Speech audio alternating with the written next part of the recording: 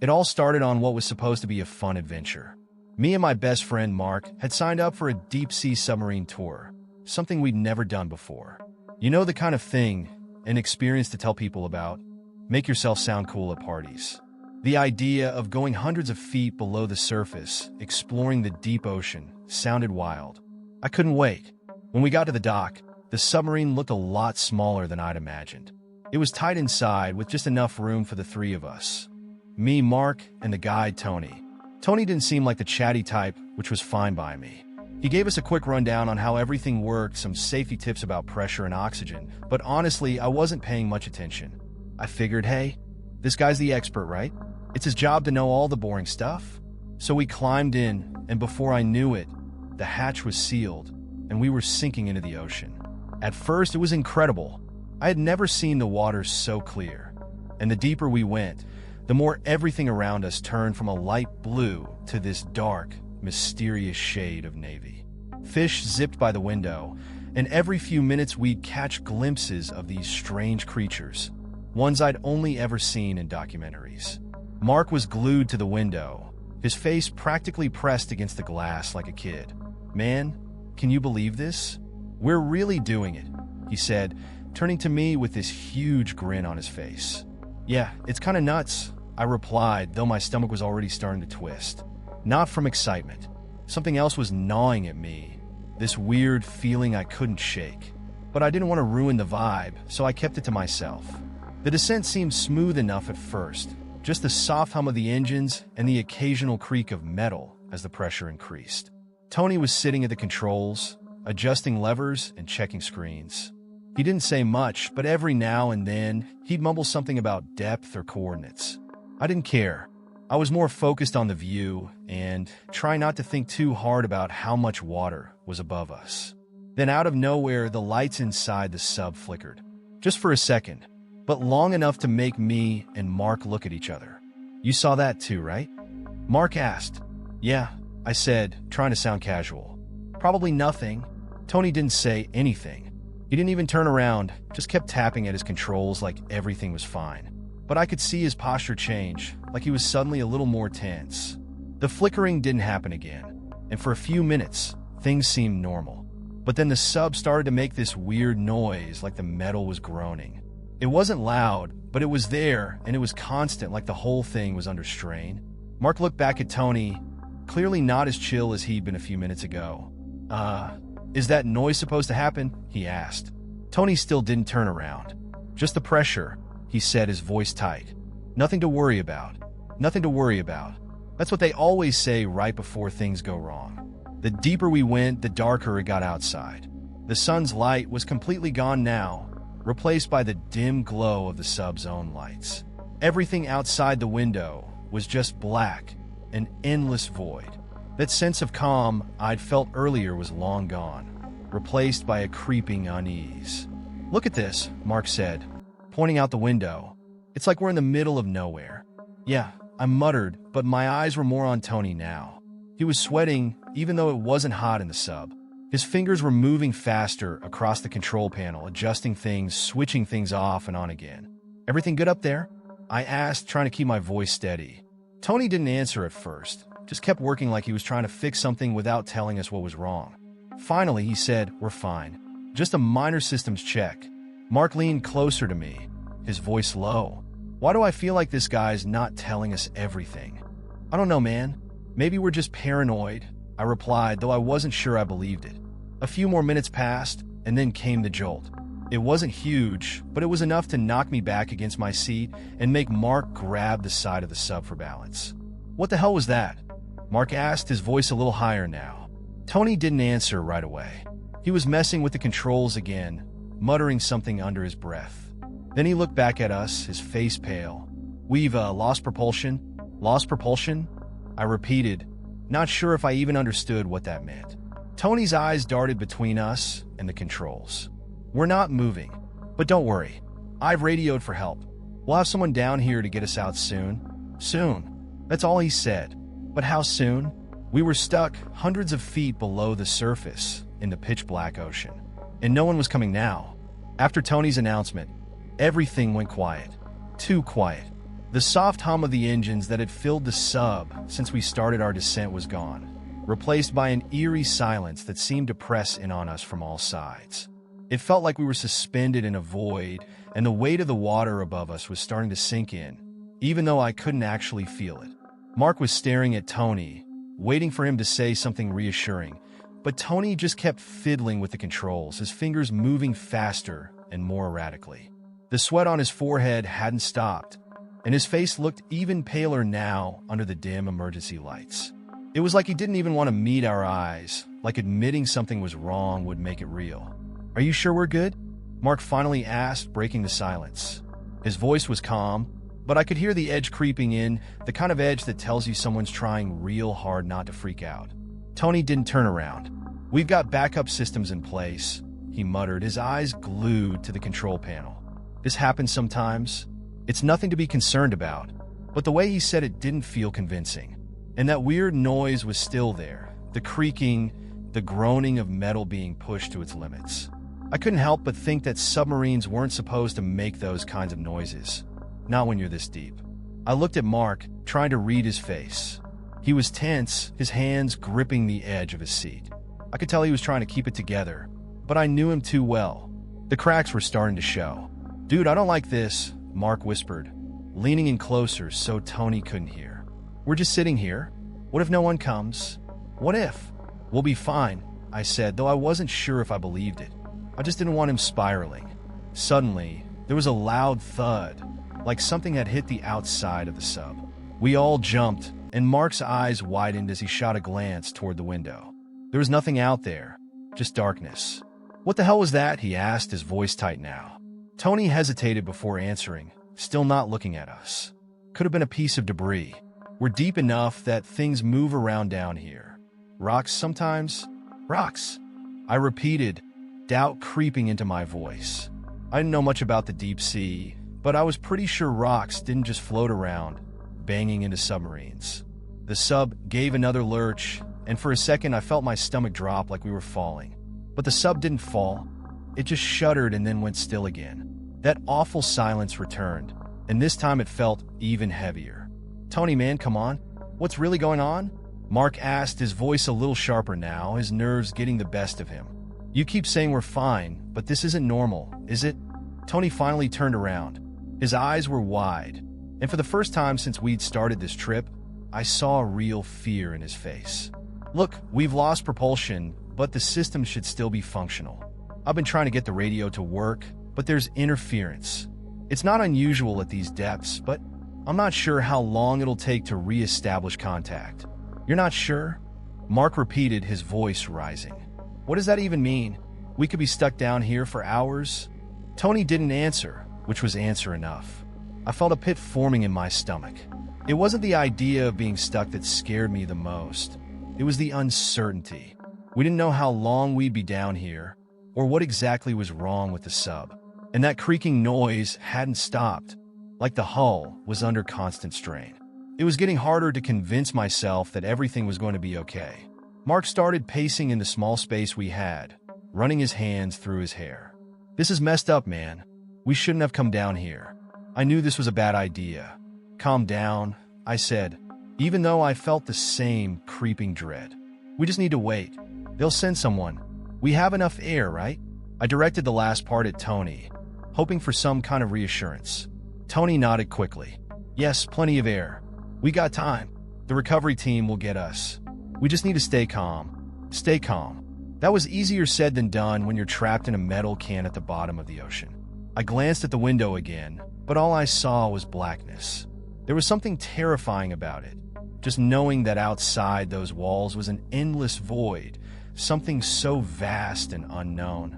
Then, out of nowhere came the sound again, the scraping. This time it was louder, like something was brushing against the outside of the sub, moving slowly, deliberately. I felt the hairs on the back of my neck stand up. I didn't want to look, but I couldn't stop myself. I turned toward the window, expecting to see something, anything out there. But there was nothing, just the same empty blackness. "Did you hear that?" Mark asked, his voice barely above a whisper. "Yeah," I said, my mouth dry. "I heard it." Tony was silent. He must have heard it too, but he didn't say a word, didn't even look at us. His hands were gripping the control panel now, knuckles white, as if he was trying to keep it together. Mark moved closer to the window, squinting into the darkness. "There's something out there," he said. "I swear I saw something move." "There's nothing out there," I replied, but I wasn't sure if I believed myself. Another loud scrape echoed through the sub, and this time it felt like it was coming from underneath us. Like something was circling the sub, testing it, feeling its way around. I felt a cold sweat break out across my skin. "Tony, man, what the hell is that?" Mark demanded, his voice shaking now. Tony didn't answer right away. He just stared at the control panel, his eyes wide, as if he was trying to pretend this wasn't happening. Finally, in a low, shaky voice, he said, "I don't know." And that's when I realized we weren't just dealing with technical problems. Something was out there, something none of us were ready for. The tension inside the sub had reached a breaking point. Every minute felt like an hour, and the strange scraping noises outside weren't helping. Each sound was like a reminder that we were deep under the ocean, far from any kind of help, and trapped in this tiny metal tube with no clear way out. The lights still flickered occasionally, and Tony had gone from being unresponsive to downright silent. I was about to say something to break the unbearable quiet when, all of a sudden, the lights shut off completely. The hum of the electrical systems died with them, plunging us into absolute darkness. "Tony?" Mark's voice cracked through the blackness, the panic already clear in his tone. "Tony, what the hell just happened?" I could barely hear my own breathing over the pounding in my ears. I reached out, fumbling for the seat next to me. I could feel Mark's arm. He was tense, his muscles rigid, gripping the edge of the seat like he was hanging on for dear life. Tony's voice came from the front of the sub, but it was hard to tell where he was. I don't know. The system's just everything's gone offline." "Gone offline? What does that mean?" "We can't just sit here in the dark," Mark yelled, his voice now full of fear. "We need to get the hell out of here." "Calm down, Mark," I said, though my own heart was racing. My words sounded hollow, like I was trying to convince myself more than him. Panicking isn't going to help. The silence after that was almost worse than the darkness. The only sound now was the soft, irregular creaking of the sub, like the hull was straining under the pressure of the deep. It felt like the walls were closing in on us, like we were being crushed under the weight of the ocean. I couldn't see anything, not even my own hand in front of my face. It was disorienting, like floating in a void. The air felt heavier too, like there was less of it to breathe. I tried to steady my breathing, but it was hard. My mind was racing, thinking about all the things that could go wrong in a place like this, and none of the thoughts were good. "Tony, how do we get the lights back on?" I asked, forcing my voice to stay calm, even though the knot in my stomach was tightening. "I don't know," Tony replied, his voice shaky. "I've been trying to reset the systems, but nothing's responding. It's like something fried the circuits." "Something fried them?" Mark echoed, his voice rising again. "How is that possible? You said there were backup systems." "There are," Tony shot back, frustration creeping into his voice. "But I don't know why they're not working. This shouldn't be happening." The scraping noise came again, this time louder, like something was dragging itself across the outer hull. It was unmistakable, and now I was sure we weren't just imagining it. "What the hell is that noise?" Mark asked, his voice trembling. "Is there something out there?" Tony didn't answer. The silence hung between us, thick with unspoken fears. I could hear Mark's breathing getting faster, more erratic. "I'm going to try to reboot the power manually," Tony said after a long pause. "But you two need to stay calm. Panicking isn't going to solve anything." "Yeah, because being calm has worked out so great so far," Mark muttered under his breath, but he didn't say anything else. I felt my way along the walls of the sub, trying to orient myself in the pitch-black darkness. It was hard to get my bearings with no light, and every touch of cold metal reminded me just how small this space really was. I could hear Tony moving around at the control panel, clicking switches, but nothing seemed to be working. "Is there anything else we can do?" I asked, though I already knew the answer. If Tony couldn't get the power back on, we were just sitting here powerless, waiting for something or someone to find us. A sudden loud thud reverberated through the sub, followed by a scraping noise that seemed even closer than before. I froze. That wasn't the sound of water or pressure or anything natural. It was deliberate. It was something outside. What the hell was that? Mark whispered, his voice shaky. I don't know, I muttered, trying to keep my own fear in check. But I knew one thing for sure.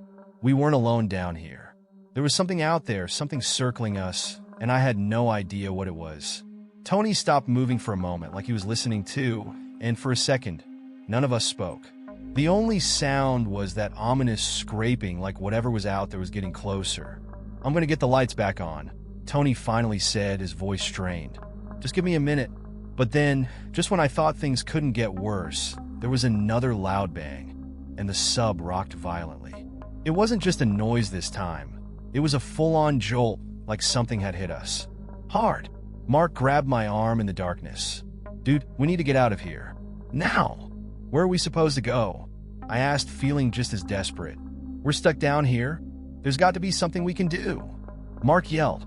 We can't just sit here waiting for whatever's out there to.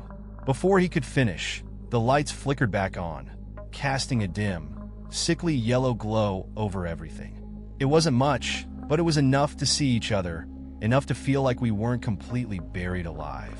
Tony was at the control panel, his face pale and drawn, like he hadn't slept in days.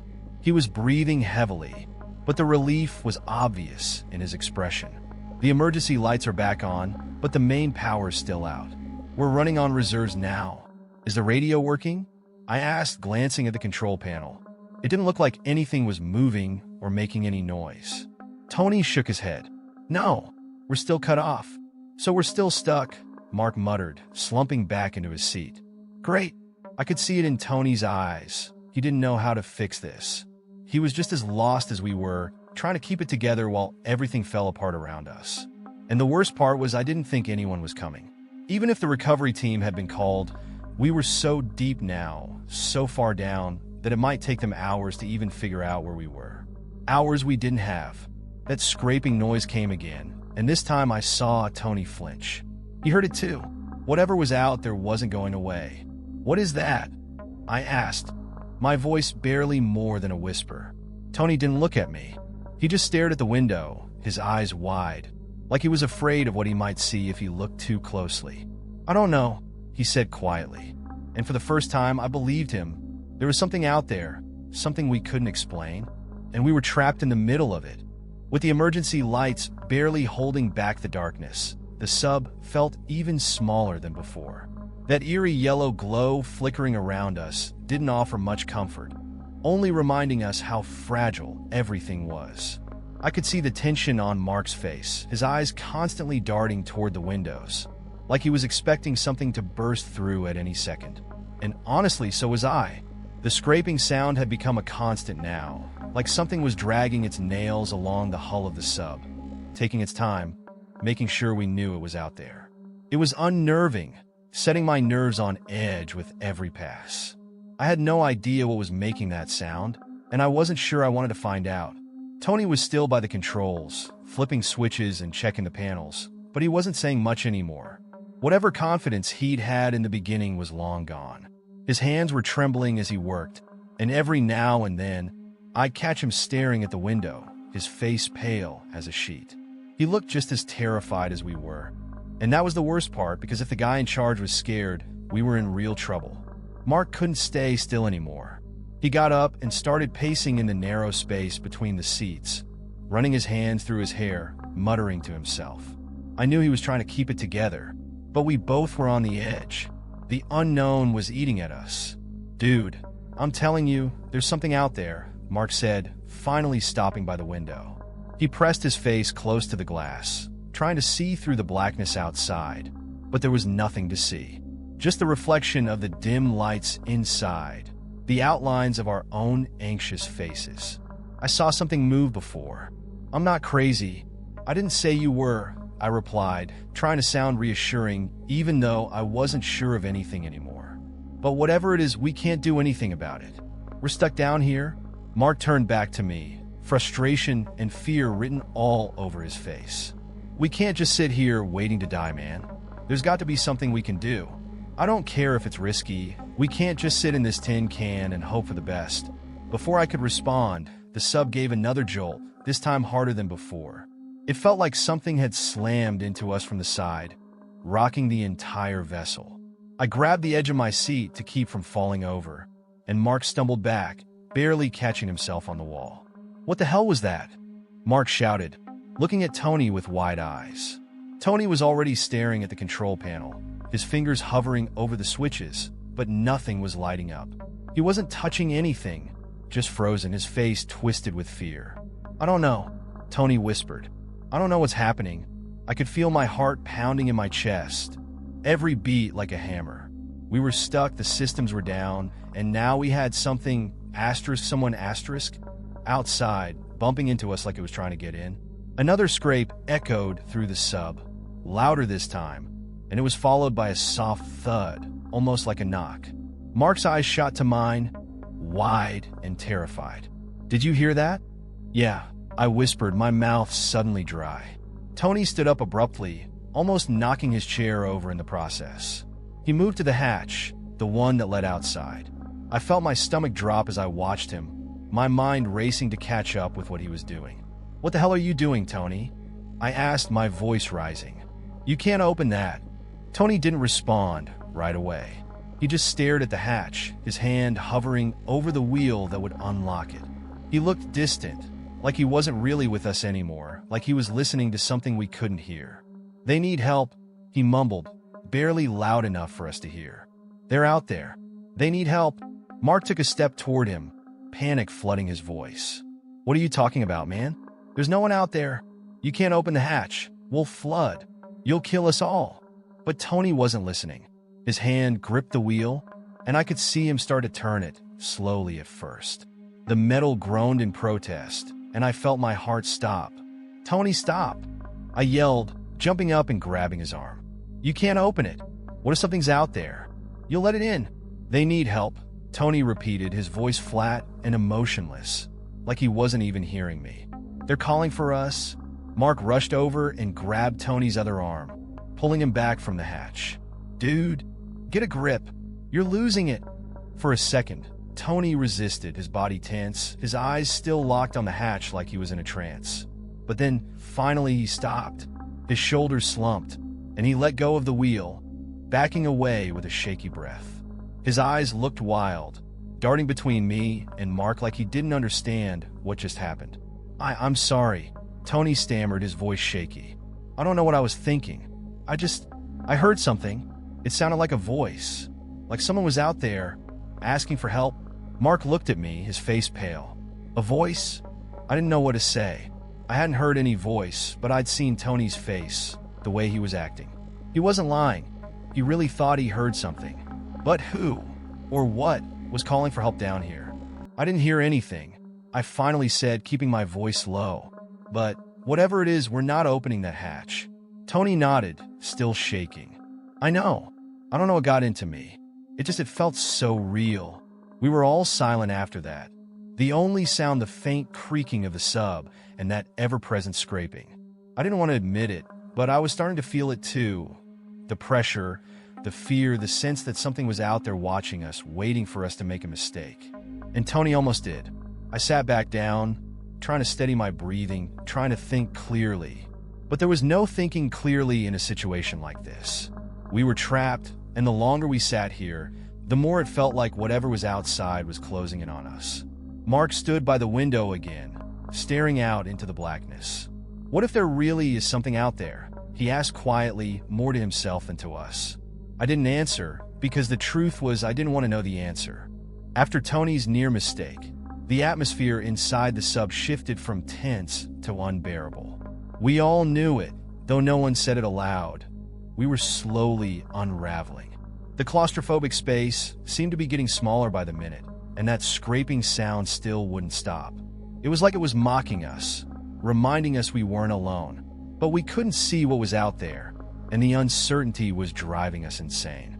Mark, unable to sit still, started pacing again, his breath coming in shallow gasps. "We can't just stay down here waiting for something to happen. We're sitting ducks." He sounded frantic now, his movements jittery and restless. "I get it, man," I replied, trying to stay calm, though the panic was creeping in on me too. But what do you expect us to do? We've got no power, no way to call for help, and we can't risk opening the hatch. Tony sat slumped in his seat, his hands rubbing his face as if he could wipe away the fear. He hadn't said much since the incident with the hatch, but I could see the guilt eating at him. He had almost doomed us all by losing his grip on reality, and now he seemed scared of his own thoughts. I didn't know how much longer he'd be able to keep it together. Mark stopped pacing, spun around, and pointed to Tony. You said there was a manual release valve, right? For emergencies? Tony nodded slowly. Yeah, but it's only to be used if the sub is breached or if we're in danger of losing oxygen. It won't get us back to the surface. It's not safe. Mark threw his arms up in frustration. It's not safe? And this is? We've been stuck here for who knows how long. Something's out there, and you want to just wait? For what? Exactly? For the air to run out, or for whatever's scraping outside to tear through the hull? We have air, I said, trying to keep him grounded, though I was feeling the same weight of desperation. We still have time. If we do something rash, we could make things worse. Mark turned to me, his eyes wide, unblinking. Worse? How much worse can it get, man? We're in the middle of nowhere, underwater, and I swear I keep seeing something moving out there. He pointed toward the window again. I'm not crazy. I know there's something. I looked at the window, but it was still just that same suffocating darkness. No movement, no light, just a void. We don't know that, I said, though I didn't sound convincing, not even to myself. Tony looked up from his hands, his voice small but insistent. The recovery team will come. It's just interference messing with the radio. They'll come for us. But there was no conviction in his words, and we all felt it. We didn't know how long we'd been down here already, but it felt like an eternity. The sense of time had blurred, and now the only thing that mattered was the here and now. And it wasn't looking good. Mark wasn't having it. He stormed back to the control panel, flipping switches, pulling levers, trying to make something happen, but nothing responded. The dull emergency lights flickered weakly, offering no help. We can't just do nothing, Mark muttered under his breath, as if talking to himself now. I'm not dying down here. I stood up and walked over to him, grabbing his arm to stop him from breaking anything. We're not dead yet. We need to think this through. You don't want to blow our last chance. He yanked his arm away, his eyes blazing with frustration. Think it through? What else is there to think about? We're stuck. Stuck. We can't sit here and hope for the best, man. Hope won't save us. I looked into his eyes and saw the desperation swirling inside him. I wanted to argue, to convince him we still had time, that someone would come, but deep down I didn't know if I believed that anymore. The longer we waited, the more hopeless it felt. Then, as if on cue, the sub lurched again, another powerful jolt that made my stomach drop. This one wasn't subtle.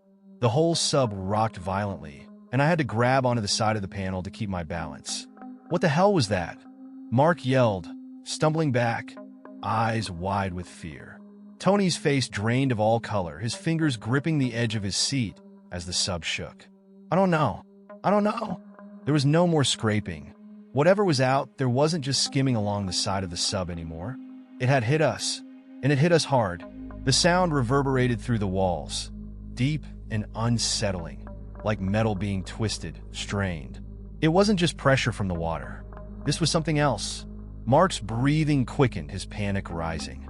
It's trying to get in. Whatever's out there. It's trying to break through. Shut up. I snapped, though my own pulse was racing. We don't know that, but I wasn't sure if I believed myself anymore. There was something out there, and it wasn't just debris. It felt deliberate. We were being hunted. I'm not waiting for whatever that is to rip us apart, Mark said, his voice shaking.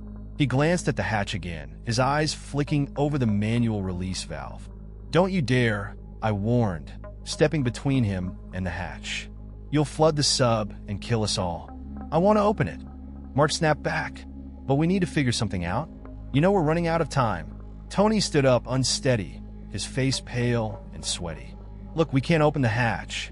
We're hundreds of feet down. Even if something's trying to get in, flooding the sub isn't going to help us. It'll kill us instantly. So we just wait? Mark shouted. Wait for that thing to do it for us? We're not waiting for anything. I shouted back, cutting him off. We'll figure it out. We've made it this far. Just give it time. But the truth was, I didn't know how much time we had left. None of us did. Another thud echoed from the outside of the sub. And this time, the sound wasn't just a dull scrape. It was a bang, like something slamming into us with force. I felt the vibration under my feet, and the walls groaned under the pressure. Mark backed away from the window, his face pale, fear creeping in fast. I'm telling you, something's out there. I knew it now, too. Something wasn't right. Something was trying to get in, or maybe it was just playing with us. But whatever it wasn't going to stop. Tony slumped back into his seat, shaking his head. We don't have much air left. I'm sorry. I stared at him, not wanting to believe it, but the truth was there, plain as day. We were running out of options, and our time was slipping away faster than we could grasp. Mark moved to the window again, his eyes scanning the darkness outside. He was searching for something, some kind of answer, some kind of hope, but all that was out there was that oppressive, inky blackness. And then, for the first time, I saw it too. Something moved. I stared out of the window, my breath catching in my throat. Mark was right. Something had moved out there. It was just a flicker, barely noticeable against the deep, endless black of the ocean. But it was there, a shadow gliding silently, just beyond the reach of the sub's dim lights. There! Mark shouted, his voice cracking. He pressed his face closer to the glass, his eyes wide with panic and something else. Hope? Maybe he thought it was help, but I wasn't so sure. I didn't say anything. I just watched as the shadow drifted closer, its outline becoming more defined against the darkness. It was too far away to make out any real shape, but the way it moved, it wasn't natural. Not like a fish or some sea creature. It was too smooth, too deliberate, like it was circling us. Tony had stood up again, his eyes locked on the same spot we were watching. His hands trembled as he fumbled with the controls, but nothing was working. The sub remained lifeless, the systems completely unresponsive. Do you see it? Mark whispered, barely able to get the words out. It's getting closer. I nodded, not taking my eyes off the shadow. I didn't want to believe it was real, but there it was, moving slowly, patiently, like it had all the time in the world. And we were stuck here, powerless, waiting for it to reach us. Tony backed away from the window, his face drained of all color.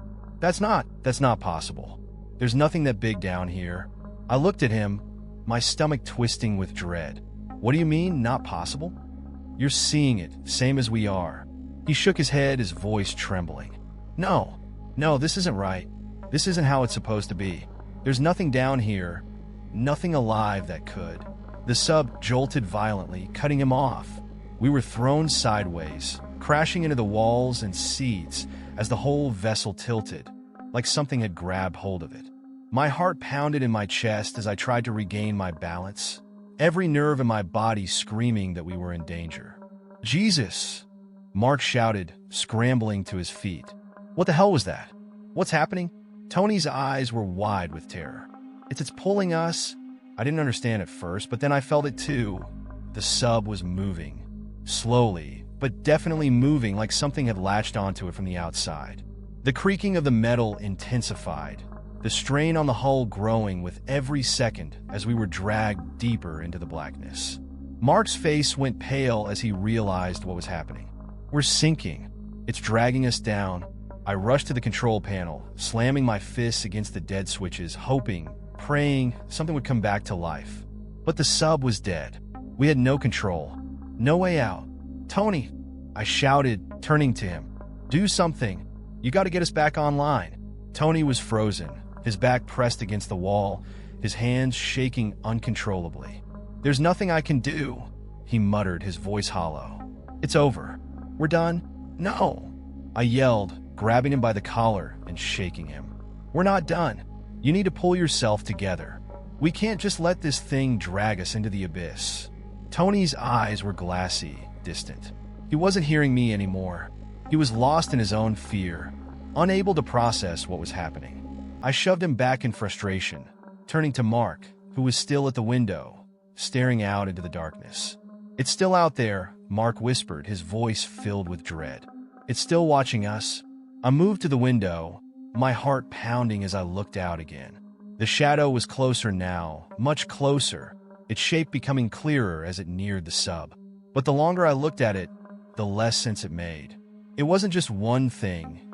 It was like it was shifting, morphing, its edges flickering in and out of view, as if it were made of the darkness itself. And then I saw it, a face, pale, gaunt, with hollow, sunken eyes, staring back at me from the blackness. My breath caught in my throat as I realized what I was looking at. It wasn't just a shadow. It was a person. No, not a person. Something that used to be a person. It pressed its hands against the window, its skin wrinkled and waterlogged, its eyes empty but somehow full of malice. I stumbled back, my mind reeling, trying to make sense of what I was seeing. It wasn't real. It couldn't be real. But there it was, right in front of us. Mark saw it too.